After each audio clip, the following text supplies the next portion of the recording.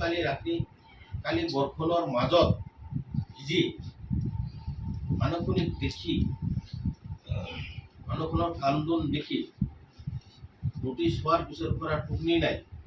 ক'ত যাব? আমাৰ ইয়াতে জন্ম, ইয়াতে ঘৰ, ইয়াতে আমি নামাজ পঢ়িম, ইয়াতে আমি গীৰ্জা বনাইছোঁ, মছজিদ বনাইছোঁ, ইয়াতে কবৰস্থান বনাইছোঁ। আমি জন্ম লৈছোঁ, ইয়াতে মৃত্যু হ'ম, মৃত্যু হোৱাৰ পিছত ইয়াৰে কবৰস্থানত থাকিম। আমাক ক'ত দিব? কিয় কৰে এইবিলাক? মানে এনেকুৱাকে কাতৰ মিনতি কৰিছে, মুখ্যমন্ত্ৰীকো মানে এনেকুৱা কৰিছে যে আল্লাহ তাআলাৰ ওচৰত, ভগৱানৰ ওচৰত দোৱা কৰোঁ, মুখ্যমন্ত্ৰীক যেন সৎ বুদ্ধিটো দিয়ে, আল্লাই দিয়ে। এনেকুৱা দুখত কৈছে কথাবিলাক, আমাক যেন নাভানে। কালি মানুহৰ অৱস্থা দেখি মোৰ খুব বেয়া লাগিছে। গতিকে মই মুখ্যমন্ত্ৰী ডাঙৰীয়াক কওঁ যে অন্তত যিখিনি ৰেভিনিউ ভিলেজ আছে, ৰাক্ষসিনী পাহাৰটো ক্লিয়াৰ ৰাখ। তাতে না মানুহৰ ঘৰ দুৱাৰ আছে না কি আছে। মানুহক তাতে পাথৰ ভাঙি আছিল, সেইবিলাকো বন্ধ কৰি দিছে।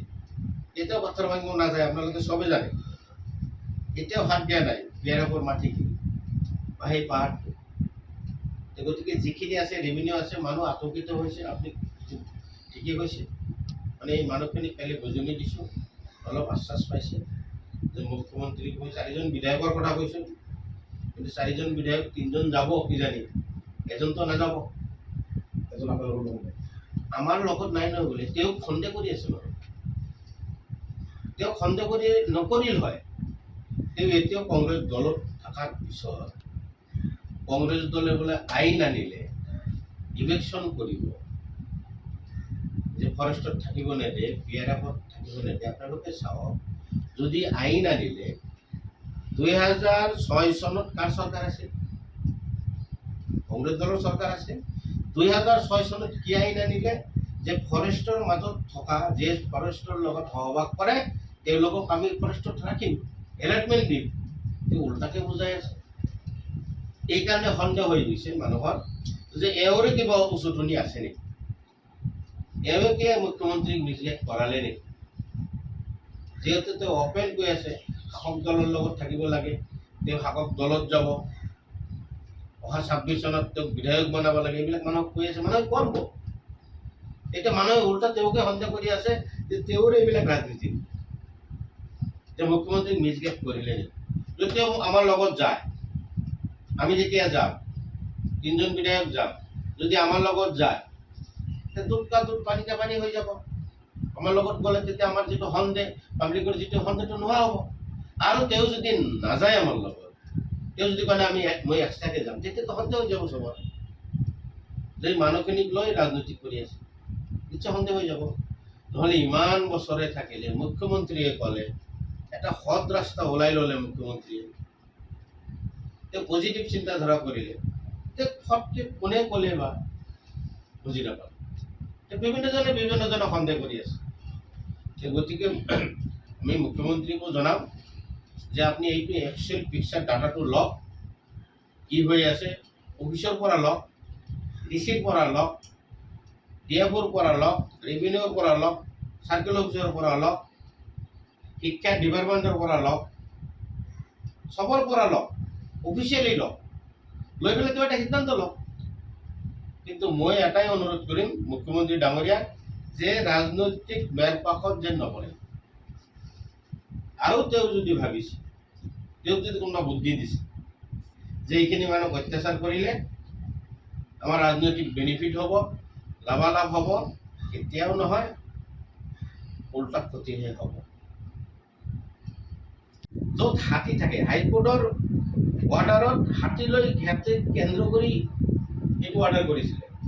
য'ত হাতীৰ মুভমেণ্ট, হাতী য'ত থকা ঠাই, হাতী য'ত খোৱা লোৱা হয়, তাতে ৰাবাৰ বাগান, কল বাগান, তামোল বাগান এইবিলাক কৰি নোহোৱা কৰিলে। অথচ তাতে ডিএফঅ নাযায়, তাতে ফৰেষ্ট বিভাগ নাযায়। টাউনৰ গোৱালপাৰা ডেভেলপমেণ্ট অথৰিটিৰ মাজৰ এৰিয়াখিনি, এলেকাখিনি কিয় হুলস্থুল কৰি আছে? আৰু তাতে এটা সিদ্ধান্ত হৈছে যে গোৱালপাৰা বিয়াৰা যদিও প্লান্টেশ্যন কৰিছে ফৰেষ্ট বিভাগে, বিয়াৰাপত যদি প্লান্টেশ্যনো কৰিছে, গোৱালপাৰা চহৰৰ 7 কিলোমিটাৰ এৰিয়া এইটো আৰএফ হ'ব নোৱাৰে। এইখিনিও মিটিঙত প্ৰস্তাৱ আছে, মাইনাছত আছে। এইখিনি থকা সত্ত্বে গোৱালপাৰা ডেভেলপমেণ্ট অথৰিটি য'ত ৰেভিনিউ ভিলেজ 1946 চনৰ স্কুল আছে, 1947 চনৰ স্কুল আছে, তাতে গীৰ্জাঘৰ আছে। ইয়াতে গীৰ্জাঘৰ থকা এইটো গাৰো স্কুল চাব, কুচিনি গাৰোপাৰা। তাৰমানে এইটো মানে বনৰ সৃষ্টি হোৱাৰ আগত, বন বিভাগ সৃষ্টি হোৱাৰ আগত গাৰোৰ বসতি আছে, গাৰো মানুহৰ বসতি আছে। কিন্তু এইটো জোৰ জবস্তি ফৰেষ্ট বিভাগে BRF বিলাক ধৰি লৈ নটিচ কৰি আছে। গতিকে মুখ্যমন্ত্ৰীকে অৱগত কৰাম মই, এছেম্বলিতো মই কৈছোঁ, আপোনালোকে নিশ্চয় শুনা পাইছে। ৰাবাৰ খেতি থকালৈকে RF হওক, কল বাগান থকালৈকে, তামোল বাগান থকালৈকে মই নিশ্চয় বিৰোধিতা কৰি যাম আৰু মই উচ্ছেদ কৰিবলৈ দিম। মুখ্যমন্ত্ৰীক মই জনাম, মুখ্যমন্ত্ৰীক মই ৰিটেন দিম, আৰু যদি চৰকাৰে বা মুখ্যমন্ত্ৰী নামানে কোৰ্টত আমি যামেই। যেনেকুৱা হওক এই দুখীয়া মানুহখিনিক উচ্ছেদ কৰাৰ পৰা আমি ৰক্ষা কৰিম। যিকোনো খবৰৰ বাবে যোগাযোগ কৰক 7099017330 লগতে 7099017110 নম্বৰত।